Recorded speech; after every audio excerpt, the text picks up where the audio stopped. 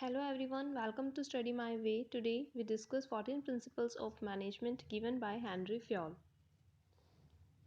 So here is Henry Fayol 14 principles of management. Henry Fayol also known as father of modern management theory. तो mister Henry Fayol को हम modern management theory के father भी कहते हैं. He gave a new perception of the concept of management. तो mister Henry Fayol ने ही एक न्यू परसेप्शन दी थी regarding the concept of management. तो मैनेजमेंट के कॉन्सेप्ट के बारे में इन्होंने ही जो है एक नई परसेप्शन जो है यहाँ पर दी थी.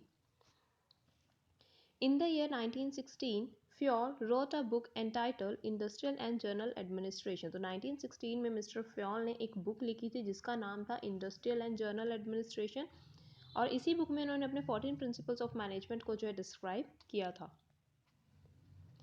Here is 14 principles of management given by Henry Fayol. One is division of work, authority, discipline, unity of command, unity of direction, interest, remuneration, centralization, scalar chain, order, equity, stability, initiative, spirit, D, corps. तो आइए discuss करते हैं one by one. तो first is division of work. Henry believed that segregating work in the workforce amongst the worker will enhance the quality of the product. तो mister Henry का मानना था कि सेग्रीगेटिंग का मतलब क्या होता है, डिवीजन. मिस्टर हेनरी का मानना क्या था कि हम अगर जो है काम को डिवाइड कर कर चलेंगे तो उससे हमारे जो वर्क क्वालिटी है या जो हमारी प्रोडक्टिविटी है, एफिशिएंसी, एक्यूरेसी है या स्पीड ऑफ वर्कर्स है वो हमारी इम्प्रूव होगी, एनहांस होगी. ऐसा मानना था मिस्टर फ्योल का.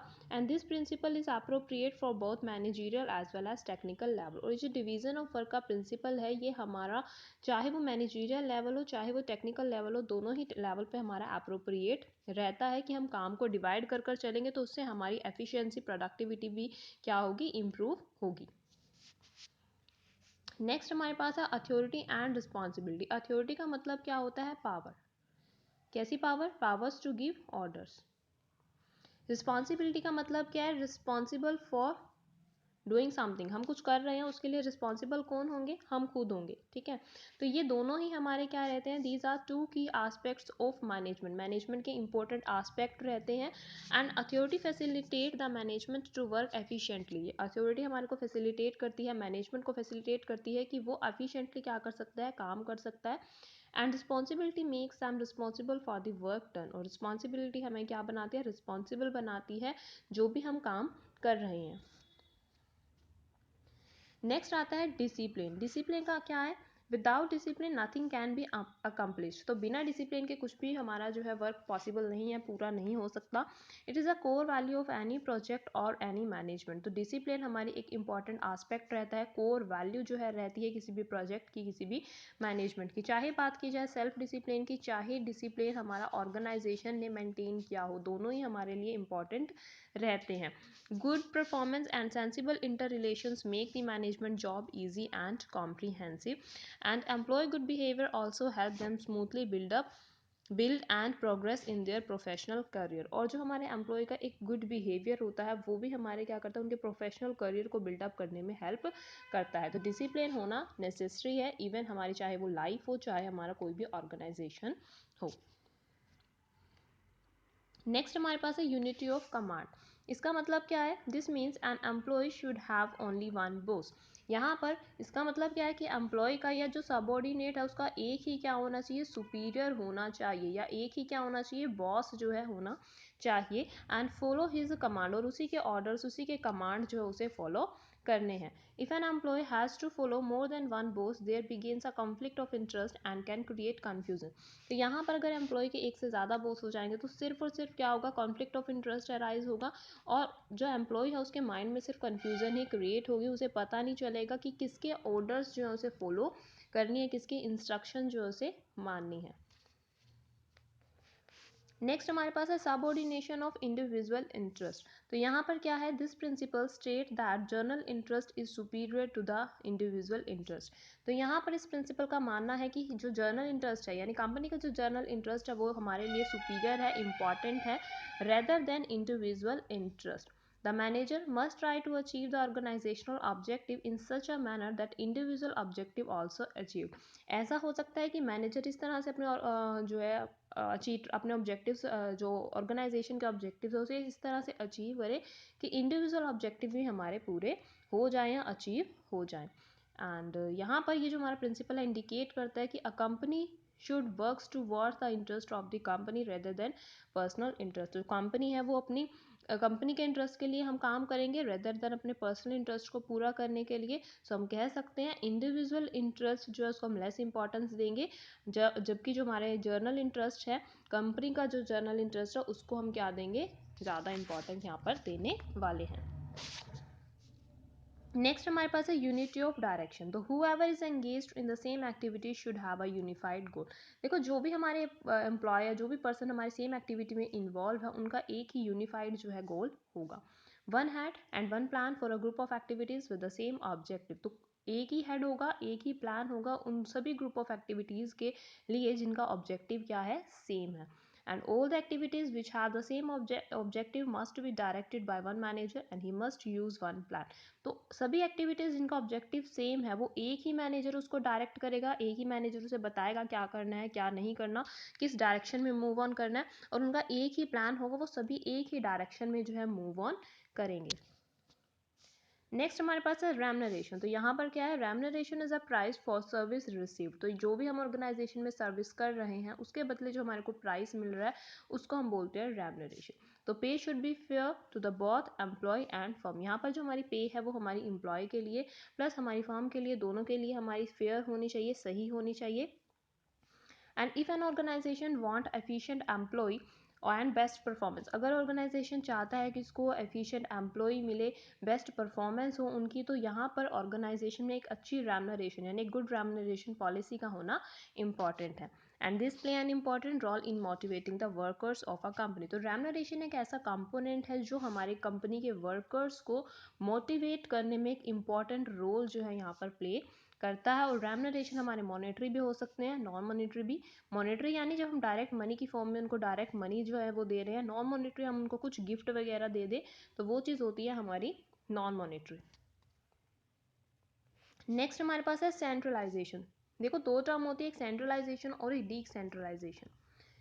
तो है क्या चीज़, तो यहाँ पे क्या है, सेंट्रलाइजेशन का मतलब क्या है, जो पावर ऑफ अथॉरिटी है वो हमारी क्या है, एक ही हाथों में है, या हम कह सकते हैं फ्यू हैंड्स में ही कंसंट्रेटेड है. डिसेंट्रलाइजेशन में क्या होता है, जो पावर ऑफ अथॉरिटी होती है वो डिफरेंट डिपार्टमेंट्स के बीच में जो है डेलीगेटेड होती है. डिफरेंट डिपार्टमेंट्स की अपनी अपनी अथॉरिटी है, वो अपने अकॉर्डिंग जो है अपनी डिसीजन मेकिंग कर सकते हैं. तो यहाँ पर क्या है, in any company the management और any authority responsible for the decision making process should be neutral. And however this depends on the size of an organisation. तो यहाँ पे ये चीज़ हमारी डिपेंड करती है कि ऑर्गेनाइजेशन का साइज़ क्या है. देखो अगर ऑर्गेनाइजेशन का साइज़ लार्ज है तो वहाँ पर डिसेंट्रलाइजेशन हो सकता है.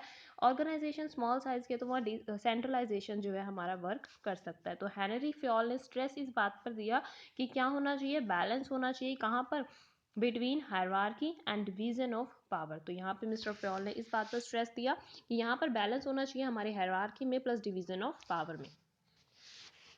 नेक्स्ट हमारे पास है स्केलर चेन. तो Fayol on this principle highlight that the hierarchy step should be from top to the lowest. तो यहाँ पर मिस्टर फ्योल ने इस बात को कहा कि हमारा एक हायरार्की स्टेप होना चाहिए टॉप टू लोवेस्ट. सिंपल अगर मैं बात करूँ स्केलर चेन की, तो वो हमारी क्या होती है, फॉर्मल लाइन ऑफ अथॉरिटी.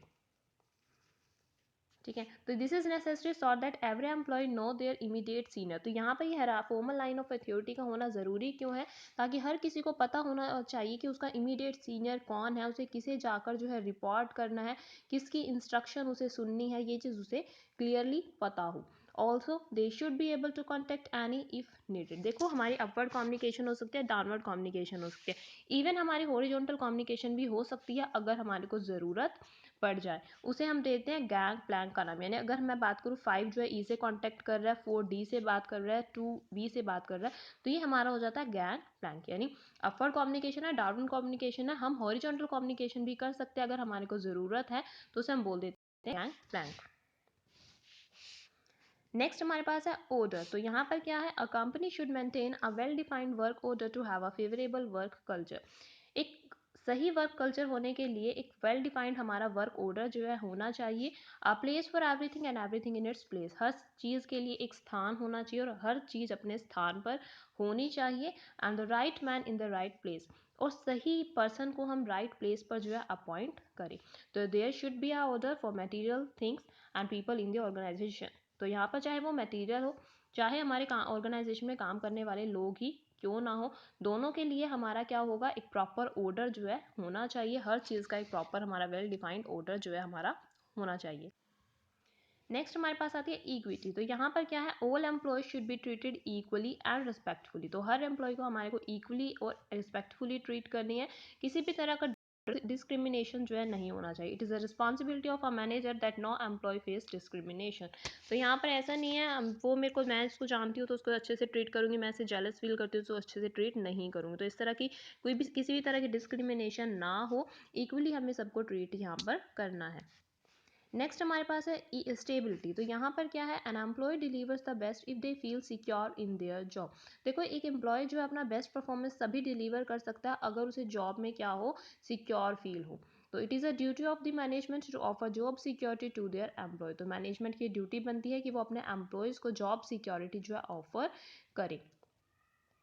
ठीक, तो ऐसा नहीं है कि 2 महीने काम करवा लिया, तीसरे महीने कहने पे जाइए आपकी अब ज़रूरत नहीं है, आप जा सकते हैं। तो ये चीज़ यहाँ पर ऐसा नहीं होना चाहिए, स्टेबिलिटी प्रॉपर होनी चाहिए, जॉब सिक्योरिटी यहाँ पर हमें अपने वर्कर्स को, एम्प्लॉयज़ को जो है प्रोवाइड करवानी है। नेक्स्ट हमारे पास है इनिशिएटिव। तो यहाँ पर क्या है, the management should support and encourage the employee to take initiative in an organisation. तो यहाँ पर मैनेजमेंट को अपने एम्प्लॉयज़ को एनकरेज करना है, उन्हें सपोर्ट करना है कि आइए आप भी हमारे ऑर्गेनाइजेशन में डिसीजन मेकिंग में पार्टिसिपेशन कीजिए, इनिशिएटिव ले, बढ़ चढ़ कर हिस्सा लें। And it will help them to increase their interest and make them work. इससे क्या होगा, हमारे जो एम्प्लॉयज़ होंगे, सबऑर्डिनेट्स होंगे, वर्कर्स होंगे, उनका मोरल भी क्या होगा, बूस्टअप होगा। नेक्स्ट हमारे पास है स्पिरिट डी कॉप्स। तो it is a responsibility of the management to motivate their employee and be supportive of each other regularly. तो यहाँ पर रिस्पॉन्सिबिलिटी बन जाती है मैनेजमेंट की, वो अपने एम्प्लॉय को मोटिवेट करे, वो हमेशा क्या रहे, एक दूसरे के सपोर्टिव रहे। स्पिरिट डी कॉप्स का मतलब क्या है, टीम स्पिरिट, या हम कह सकते हैं टीम वर्क। तो जो भी हमारे ऑर्गेनाइजेशन में काम करने वाले एम्प्लॉयज़ हैं, सबऑर्डिनेट्स हैं, इवन जो मैनेजर है, वो क्या करे, हमेशा एक दूसरे के सपोर्टिव रहे, टीम वर्क के साथ, टीम स्पिरिट के साथ काम करें, जिससे कि हमारा जो ट्रस्ट और म्यूचुअल अंडरस्टैंडिंग का रिलेशनशिप जो है यहाँ पर क्रिएट होगा, डेवलप होगा। इससे हमारा होगा क्या, जो हमारी एटमॉस्फेयर है, वर्किंग एटमॉस्फेयर, वो हमारा पॉजिटिव होगा। एंड जब पॉजिटिव एटमॉस्फेयर होगा तो जाहिर सी बात है हमारा पॉजिटिव जो है आउटकम्स भी हमारे पास, रिजल्ट भी हमारा क्या रहेगा, पॉजिटिव रहेगा। तो ये थे हमारे 14 प्रिंसिपल्स ऑफ मैनेजमेंट जो कि हमारे मिस्टर हेनरी फॉल ने जो है दिए थे। होप्स आपको क्लियर होगी। Thank you so much.